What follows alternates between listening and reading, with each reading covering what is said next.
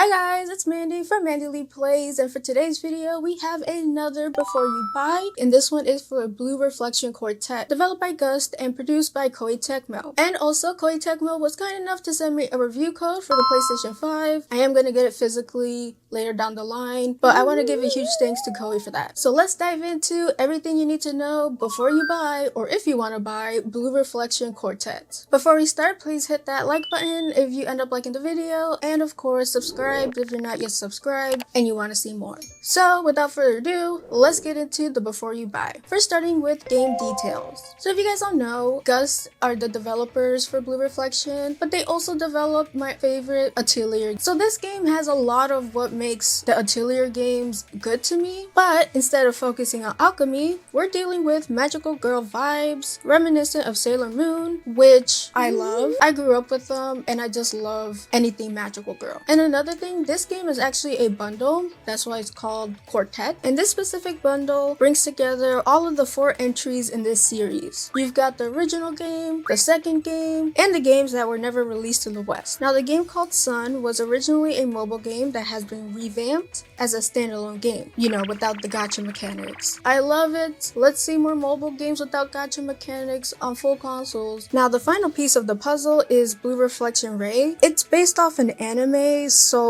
it's not a traditional game. It's kind of a visual novel of sorts. I have no complaints with that. I love visual novels. And all these 4 games come in a bundle that's $50, which in this day and age is a steal. And you're getting 4 different experiences too, so that's even better. Unfortunately though, this bundle is not coming out physically for the West, which is definitely a bummer, but you could still get a physical copy. Because in Japan, they are getting a proper physical release for the PlayStation 5 and the Switch, but not the Switch 2. And they did include English translations on the cartridge or disc. And this is similar to the Atelier Ryza Trilogy DX, where in the West you couldn't get a physical, so you had to import it from Japan. And I have it right here.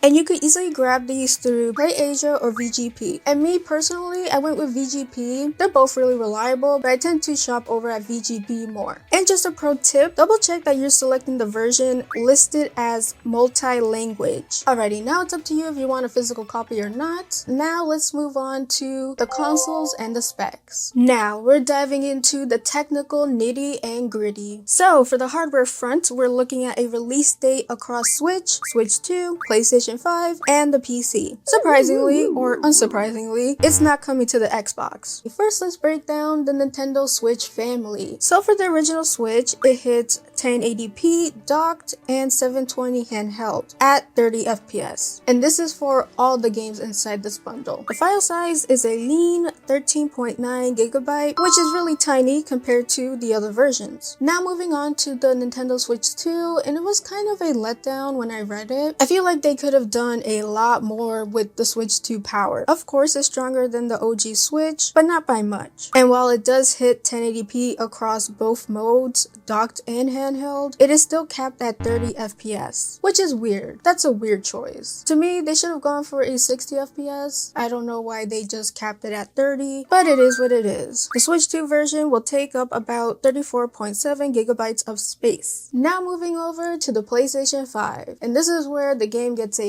big upgrade. So for the PS5, you're getting a standard 4K resolution at 60 FPS. And I hate glazing the PlayStation 5 right about now, but it is the best place to play these games. Oddly enough though, the file size is actually smaller than the Switch 2 version at just 33 gigabytes. I don't know if that has anything to do with this conversation, but I just found it very interesting to point that out. Now for the PC people, of course, this does depend on what rig you have, but I'll put the required specs here. And for the PC, this game size is 55 gigabytes. As for the Steam Deck, it officially has the green verified checkmark. And what that means is basically the game is optimized for the Steam Deck. You don't have to worry about the settings as much. And I do know that Koei Tecmo games and Gust games don't have the best reputation when it comes to the PC, so it could probably be a hit and miss for Steam. I'm not sure. Now that you know what consoles are getting this game, what is this game about? Well, I'll let you know. know. As I mentioned before, this is a bundle of 4 different games, and I don't want to get into the details of every narrative. I'll just give you the vibes and the synopsis. So when you start this game, it actually tells you what's the best order you should play these games. So the first one is Blue Reflection 1, Ray, then Sun, and Blue Reflection 2. Let's first start with the first game, Blue Reflection. We follow Hinoko, a gifted ballet dancer whose aspirations were crushed by a tragic injury. So Hinoko feels stripped of her passion and totally isolated while trying to find her place in this new school. And then her life changes forever when she meets Yuzu and Lime. Yuzu and Lime introduce Hinako to the powerful world of reflectors. This grants her access to the Common, which is a surreal realm that acts as a mirror for the collective human heart. So when her peers fall into deep emotional distress, it causes dangerous abnormalities within this parallel dimension that does bleed into their real dimension. So Hinako must journey inside to calm these people's feelings while battling the monsters that roam in the Common. With Blue Reflection 1, it has a more episodic feel to it from what I've been playing, where you kind of have to do a task, help some people, and then move on to more story stuff. And the first game really focuses on Hinoko and her journey into helping people and also her inner struggles. So the best way I could describe Blue Reflection is Persona X Atelier. It has a lot of JRPG concepts, but it tackles more introspective, deep dive character development than anything more action heavy. Now moving through the timeline, we have Blue Reflection Ray, which is basically an anime that was adopted into a game format minus the combat. It's kind of a visual novel. It takes place right after Blue Reflection 1 with a lot of the story beats, but Ray focuses on a fresh set of characters to really show that there's a lot of different reflectors from different parts of life. So this pilot centers on Hinori, a girl who can't help but lend a hand to other people, and Ruka, a quiet transfer student that has a hard time expressing herself. So like I said before, this game does not have combat, so instead of hunting monsters, these reflectors are divided into factions with clashing views. While standard reflectors aim to safeguard feelings, there are the rogue reflectors who want to erase emotion altogether. So that's the whole premise of this visual novel. Like I said before, there is no gameplay. Now we're moving into Blue Reflection Sun, which is the mobile game, but now it's on consoles. And for what I've been seeing, people say this is where the series goes full on dark mode. So essentially with this plot, the world is falling apart due to a poisonous substance falling from the sky known as ash. But this is no normal ash because it turns living things into aggressive mutants.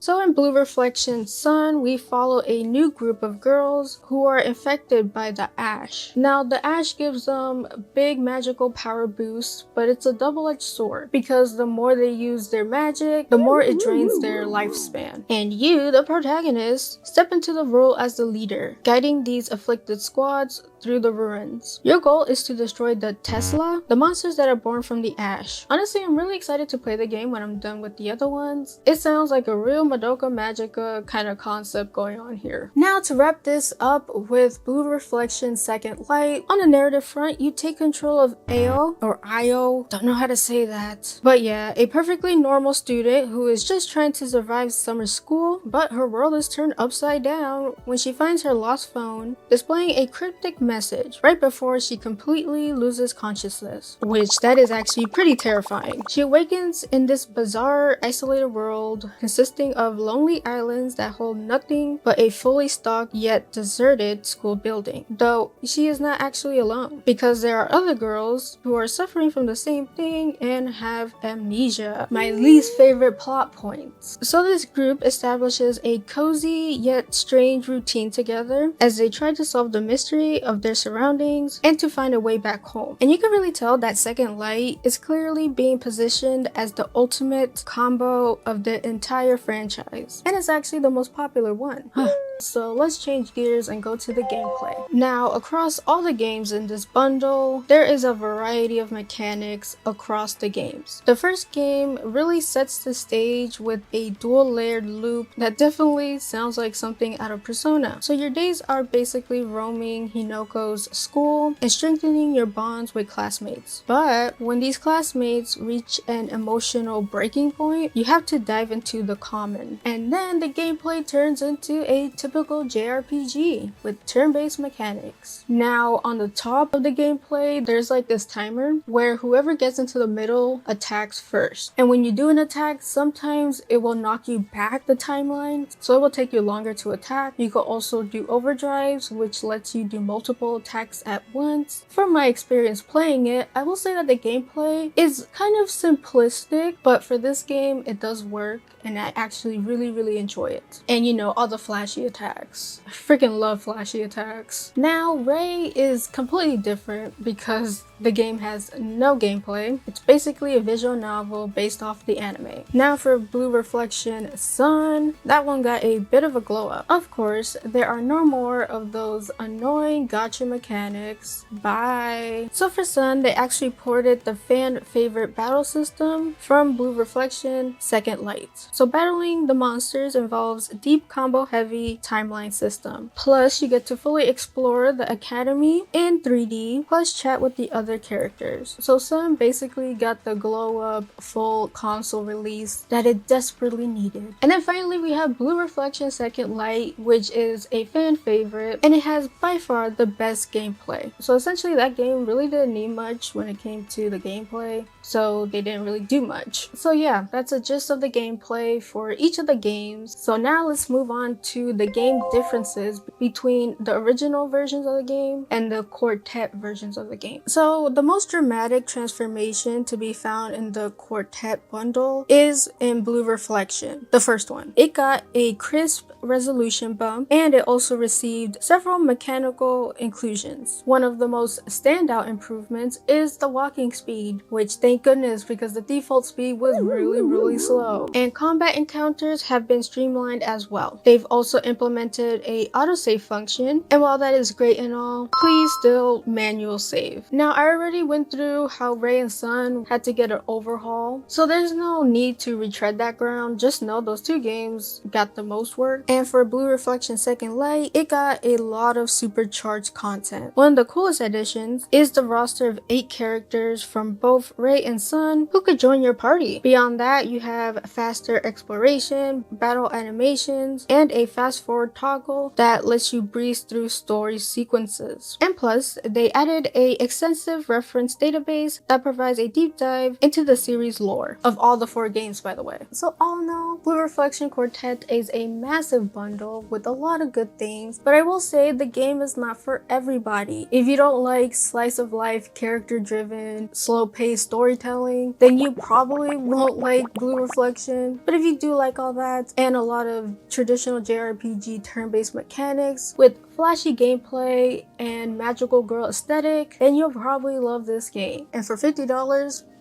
a freaking steal. So far, I am loving Blue Reflection so much, and I can't wait to play the other ones. So that is it for the video. I hope I did a good job letting you know everything you need to know before you buy. If you have any questions about Blue Reflection, leave it in the comments down below, and also let me know if you're getting the game. Are you on the fence, or you're just not interested? Please hit that like button if you liked the video, and consider subscribing if you're not yet subscribed. Would appreciate it. So with all that being said, I hope you guys have a beautiful, wonderful, magical day, and as always, play a good game. Peace.